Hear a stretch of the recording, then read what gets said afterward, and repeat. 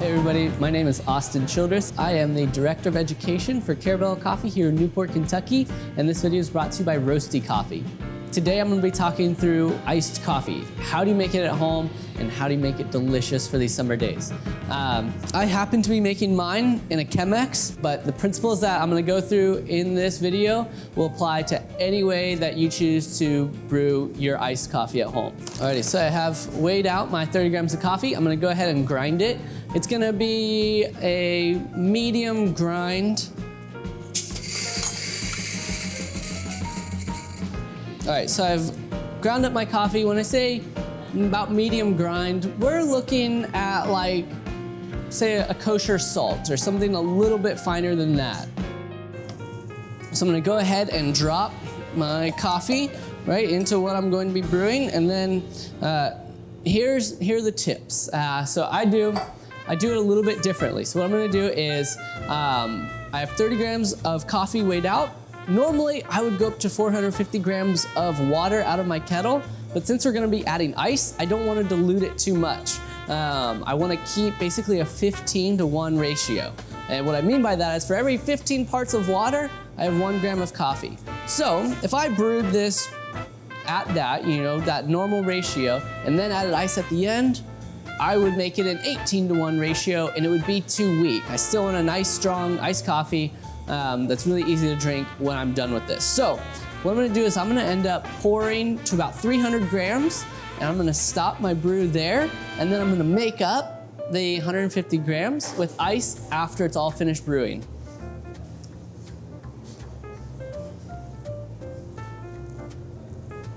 So go ahead and brew your coffee, whatever method you're using, however you're used to brewing it. For me right here, I'm doing about a 60-gram bloom, basically just adding enough water in to get everything wet. I'm gonna wait for 30 seconds and then I'm gonna start my second pour. The coffee that I'm using today is a natural processed coffee from Nicaragua. I really enjoy naturals as an iced coffee. They bring a fun, fruity flavor to your cup. All right, so 30 seconds has gone by and I've begun my second pour. And for this, I'm gonna take it to about 200 grams by a minute.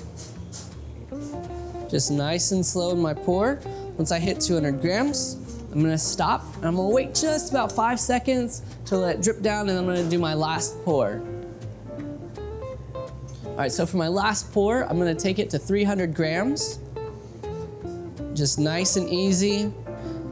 Small circles, kind of making sure everything is getting touched. I'm hitting every area of the coffee bed.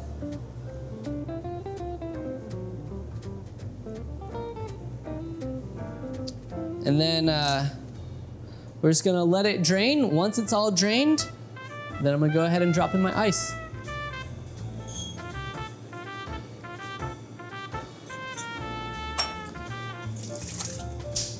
And now that our iced coffee has drained, we're gonna add the ice. So we added 300 grams of water. We want a total of 450. So I'm gonna go ahead and just grab some ice, drop in 150 grams.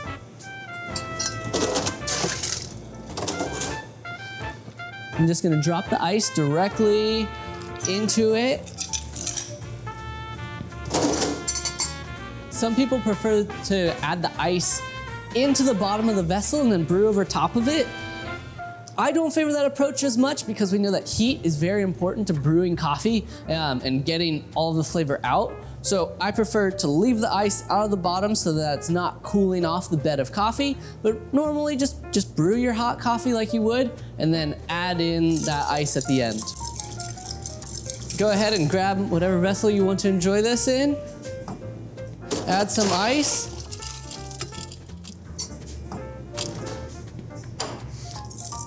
And you just pour it right over top.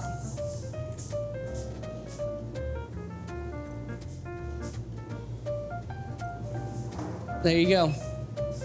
Enjoy.